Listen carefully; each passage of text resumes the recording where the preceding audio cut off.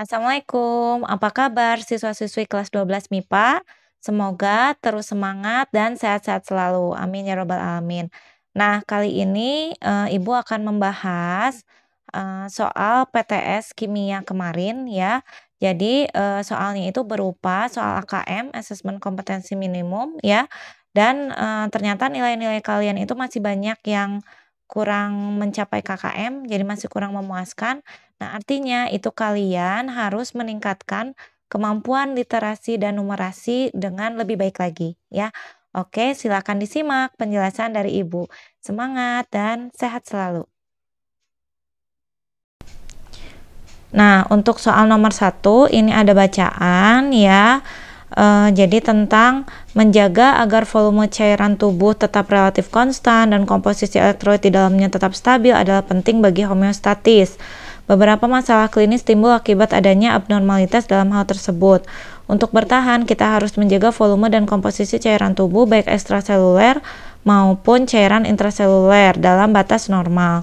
Gangguan cairan dan elektrolit dapat membawa penderita dalam kegawatan yang kalau tidak dikelola secara cepat dan tepat dapat menimbulkan kematian. Hal tersebut terlihat misalnya pada diare, peritonitis, ileus obstruktif, terbakar, atau pada pendarahan yang banyak. Nah, ini bacaannya Ibu ambil dari sumber ini ya, ada alamatnya. Nah, bisa kalian klik itu dari Unhas. Nah, kemudian berdasarkan penelitian tersebut juga disajikan tabel. Nah, tabel ini menunjukkan pilihan cairan pengganti untuk suatu kehilangan cairan. Oke, kita cek pertanyaannya.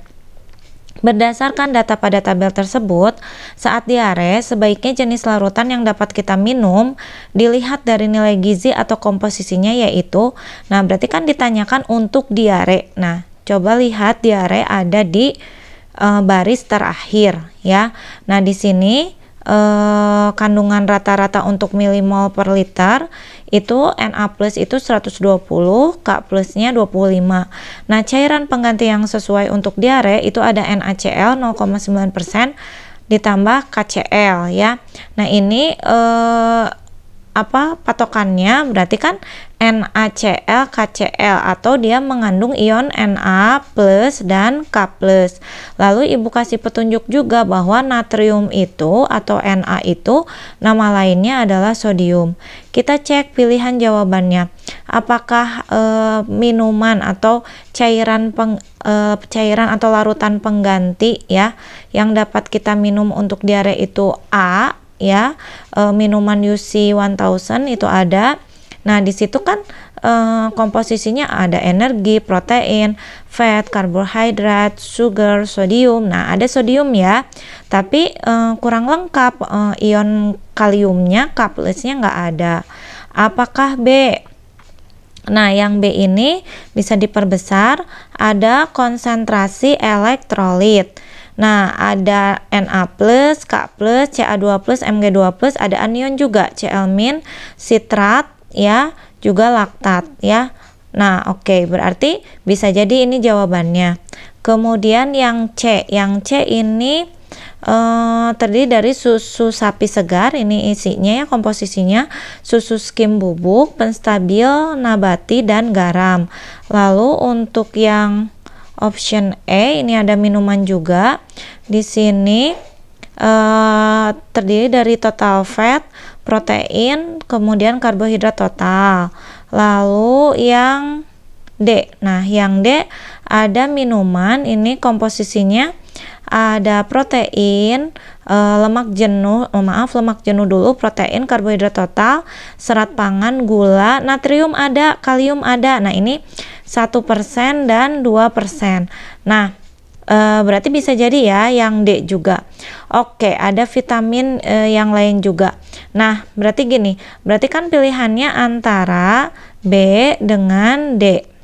Nah, sekarang kita bandingkan. Yang B ini MEq per liternya, Na plusnya 21, K plusnya 5. Nah, tadi juga kan ada data di tabel. Nah, untuk KCl-nya itu 20 MEq per liter.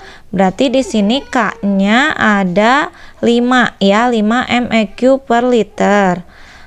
Sedangkan untuk di sini hanya disebutkan sekitar 2% atau 85 mg. Nah, mana jawaban yang paling tepat ya? Nah, jawaban yang paling tepat itu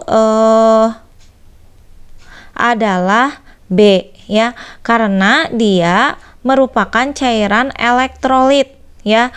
Jadi untuk menggantikan tadi kebutuhan dari ion-ion yang hilang akibat diare.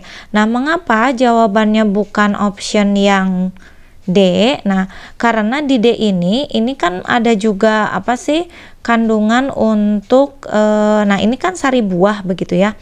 Kalau untuk diare, nah sari buah itu kurang baik juga karena dia itu kan nantinya itu akan memperlancar kerja dalam saluran pencernaan gitu. Jadi jawaban yang lebih tepatnya adalah B ya, kuncinya B.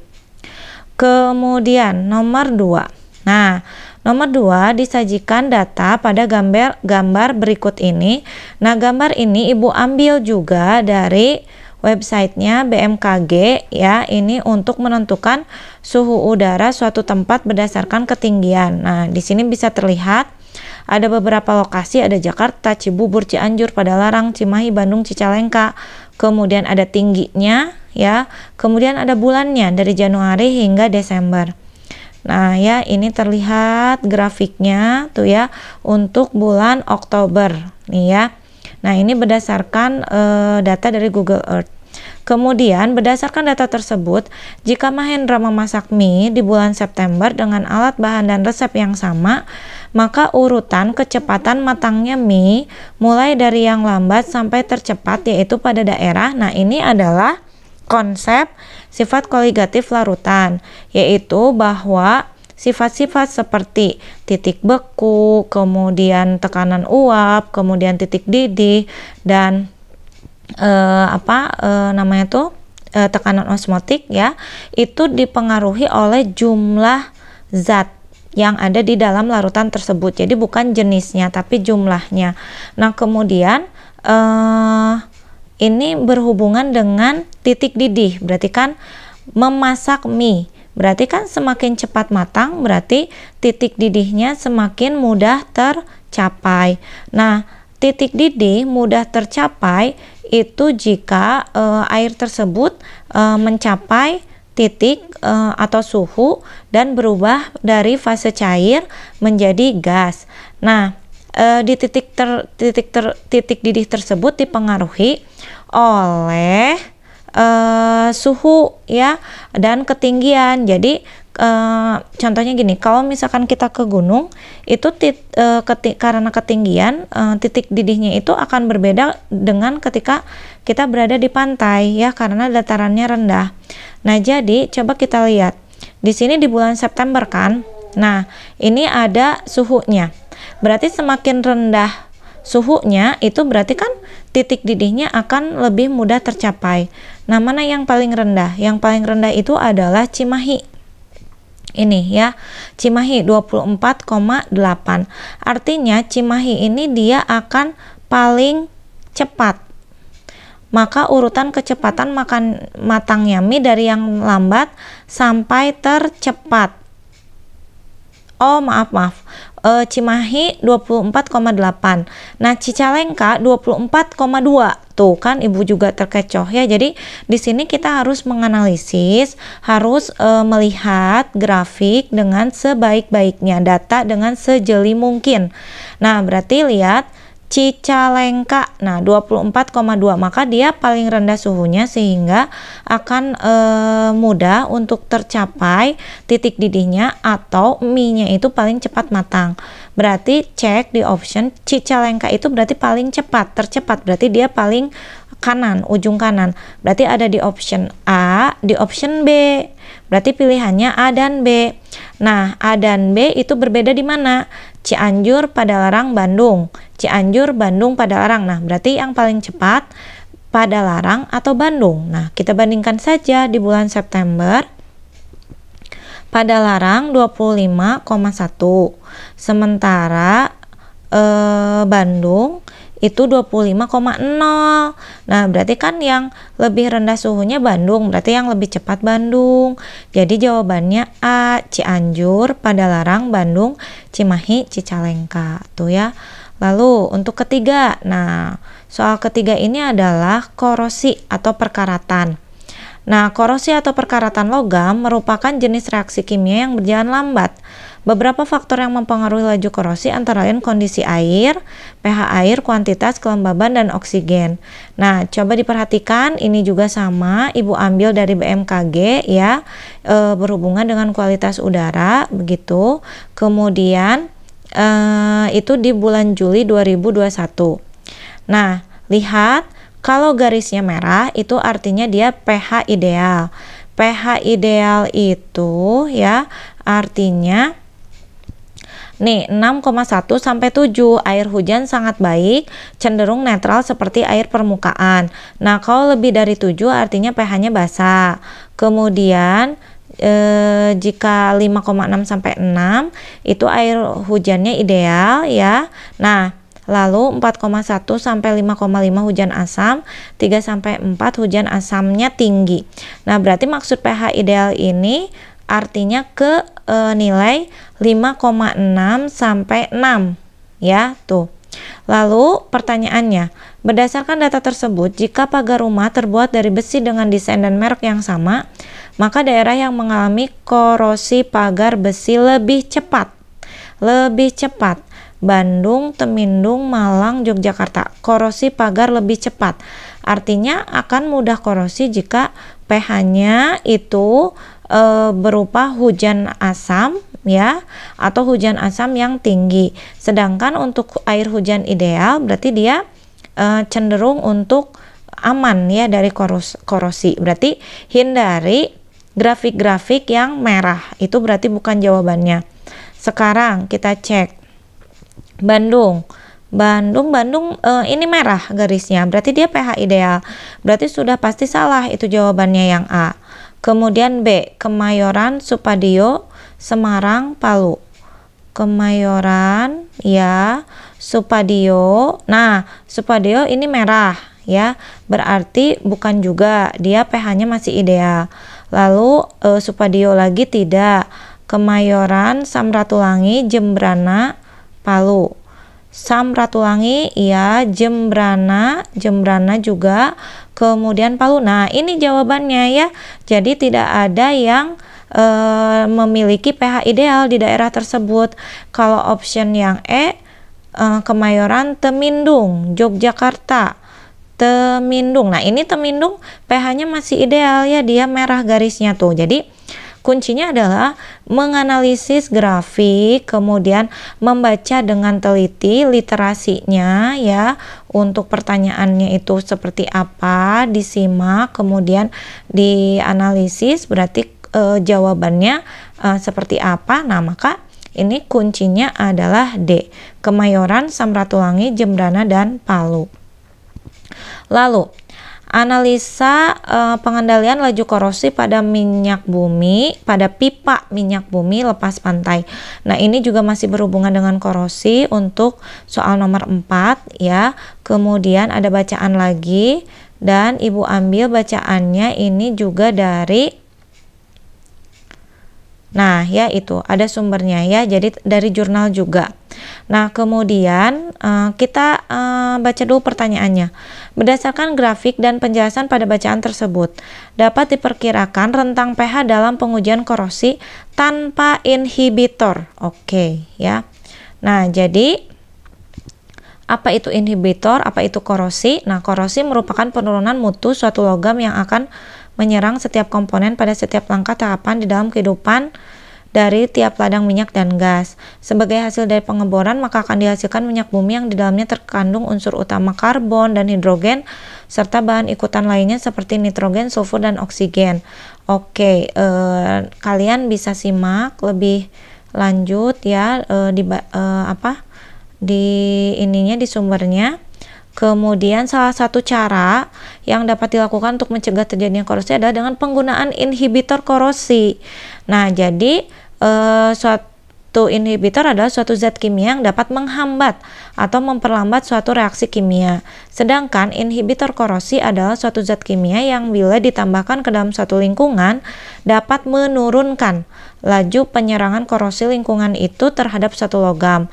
Mekanisme penghambatannya terkadang lebih dari satu jenis. Oke. Nah, sejumlah inhibitor menghambat korosi melalui cara adsorpsi untuk membentuk suatu lapisan tipis yang tidak nampak dengan ketebalan beberapa molekul saja. Ada pula yang karena pengaruh lingkungan membentuk endapan yang nampak dan melindungi logam dari serangan yang mengkorosi logamnya dan menghasilkan produk yang membentuk lapisan pasif, dan ada pula yang menghilangkan konstituen yang agresif. Nah, nih ya, grafik 1 dapat kita lihat bahwa pH dari elektrolit yang digunakan bersifat asam. Ya, pH-nya 6,8. Nah, ini nih lihat poinnya ya, tuh di sumbu Y. Nih 6,8 nih ya. Nih di sini ya 6,8. Kemudian kembali lagi ke bacaan. Nah, elektrolit yang digunakan dalam pengujian korosi ini bersifat korosif, berarti dia asam ya, korosif, nanti merusak logam. Dengan penambahan inhibitor pada elektrolit yang digunakan terjadi kenaikan pH. Pada natrium asetat dan natrium nitrit, pH tertinggi diperoleh pada konsentrasi 0,15% dan 0,3%. Oke, lihat ininya apa keterangannya. Jadi yang garis merah itu natrium asetat, garis hijau itu natrium nitrit. Yang biru ternyata tidak ada ya. Di sini tanpa inhibitor tapi tidak terlihat. Nah, pertanyaannya adalah rentang pH dalam pengujian korosi tanpa inhibitor. Itu ibu tanyakan karena di sini tidak ada garis birunya. Nah, berarti kalau tanpa inhibitor pH-nya itu berapa? Nah, kuncinya lihat di bacaan. Inhibitor ini tadi jika ditambahkan ya, dia nih ya akan tadi memperlambat suatu reaksi ya. Kemudian nah, digunakan dalam dengan penambahan inhibitor pada elektrolit yang digunakan terjadi kenaikan pH.